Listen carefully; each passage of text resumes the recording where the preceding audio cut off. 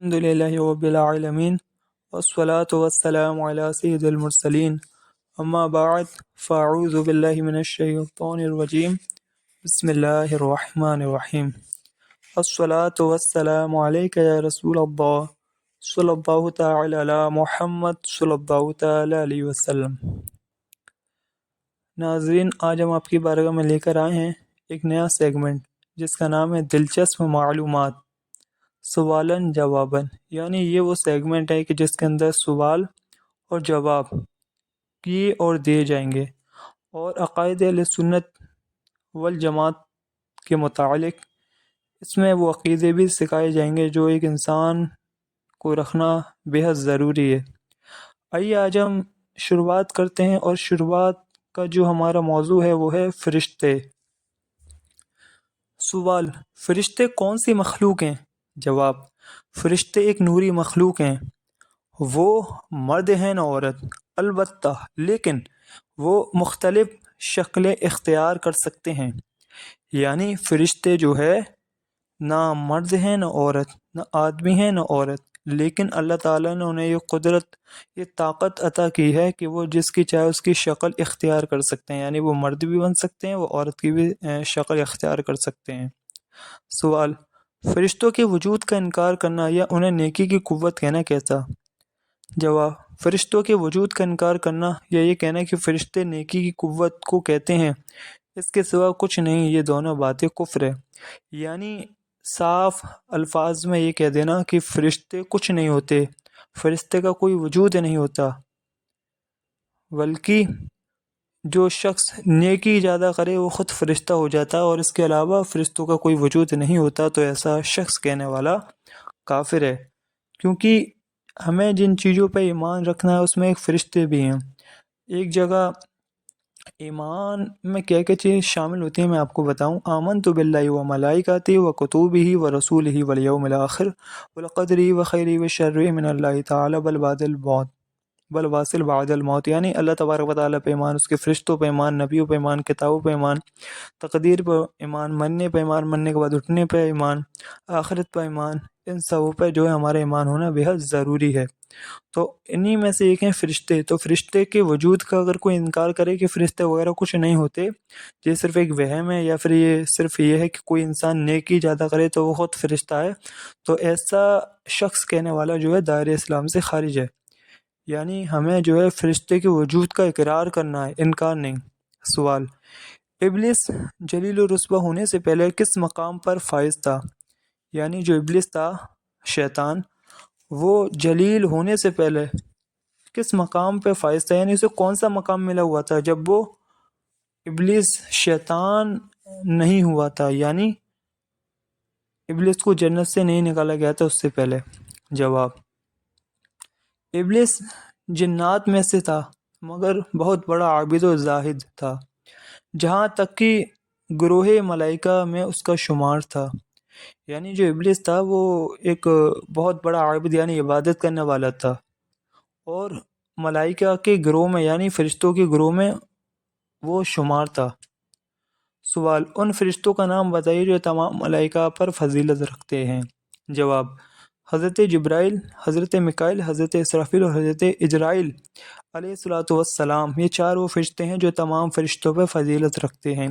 جس طریقے سے انبیاء کے بعد انسانوں میں امام حضور ابو بکر صدیق رضی اللہ تعالیٰ عنہ، دوسرے حضرت عمر فاروق اعظم، تیسرے حضرت عثمان غنی، اور چوتھے مولا علی مسک القضا کرم اللہ تعالیٰ وجہ الکریم ہیں۔ اسی طریقے سے فرشتوں میں تمام فرشتوں میں جو افضل ہیں وہ ہیں یہ چار فرشتے: حضرت جبرائیل، حضرت میکائیل، حضرت اسرافیل اور حضرت اجرائیل علیہ الصلوۃ والسلام۔ سوال: انسان کے ساتھ ہر وقت رہنے والے دو فرشتوں کا کیا کہتے ہیں؟ یعنی جو دو فرشتے جو انسان کے ساتھ رہتے ہیں کندھے پہ، ایک سیدھے کندھے پہ اور دوسرے کندھے پہ، جو نام اعمال اس کا لکھتے ہیں کہ اس نے آج کیا گناہ کیا یا کیا نیکی کری۔ جواب: کرامن کاتبین، یعنی یہ دو فرشتے ہیں جو اعمال لکھنے والے معزز فرشتے ہیں، یہ جو ہے لوگوں کے اعمال لکھتے ہیں، اور یہ جو ہے کندھے پر ہوتے ہیں، انہیں کرامن کاتبین کہتے ہیں۔ سوال: قبر میں سوال کرنے والے فرشتوں کو کیا کہتے ہیں؟ یعنی جب انسان مر جاتا ہے اور قبر میں اسے دفنا دیا جاتا ہے تو قبر میں جو فرشتے سوال کرتے ہیں اسے کیا ان فرشتوں کے نام کیا ہے؟ جواب، ان فرشتوں کو منکر نکیر کہتے ہیں، یعنی وہ فرشتے جو قبر کے اندر سوالات وغیرہ کرتے ہیں انہیں منکر نکیر کہتے ہیں۔ سوال، سب سے آخر میں کون، یعنی سب سے آخر میں کس کی موت آئے گی؟ سب سے آخر میں کس کی موت آئے گی؟ جواب، سب سے آخر میں حضرت ملک الموت علیہ السلام کو موت آئے گی، یعنی یہ وہ فرشتے ہیں جنہیں سب سے آخر میں موت آئے گی۔ سوال، حضرت اسرافیل علیہ السلام کے ذمے کیا کام ہے؟ یعنی حضرت اسرافیل جو فرشتے ہیں جو ملائکہ پہ فضیلت رکھنے والے جو 4 فرشتے ہیں ان کے ساتھ یہ شمار ہیں، تو ان کی کیا کام ہے؟ تو حضرت اسرافیل علیہ السلام کے ذمے قیامت کے دن سور پھونکنا ہے۔ ایک سور ہے، جو میں نے ایک جگہ پڑھا تھا کہ جو سور ہے وہ ایک سینگ جیسا ہے، اور وہ حضرت اسرافیل علیہ السلام کے منہ سے بس تھوڑے ہی دوری پر ہے، جیسے اللہ تعالیٰ حکم دے دے گا تو حضرت اسرافیل علیہ السلام اسے پھونکیں گے، یعنی اس میں پھونک ماریں گے، اور اس کی آواز سے تمام دنیا میں جو لوگ ہیں وہ سب کے سب مر جائیں گے، تو اسے ہی جو ہے سور پھونکنا کہتے ہیں، اور یہ حضرت اسرافیل علیہ السلام پھونکیں گے۔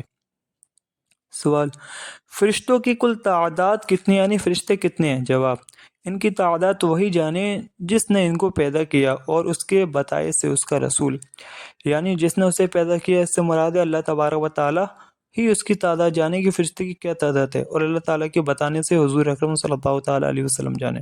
سوال، وہ کون سا فرشتہ ہے جسے پانی برسانے اور رزق دینا وغیرہ ذمہ داریاں سپرد کی ہیں؟ یعنی کون سے وہ فرشتے ہیں جنہیں جو ہے پانی برسانے کے لیے اور رزق وغیرہ دینے کے لیے سپرد کیا گیا؟ تو جواب، حضرت میکائیل علیہ السلام ہیں جنہیں بارش برسانے اور رزق دینے کے لیے سپرد کیا گیا ہے۔ سوال، تمام فرشتوں کے سردار کون ہیں؟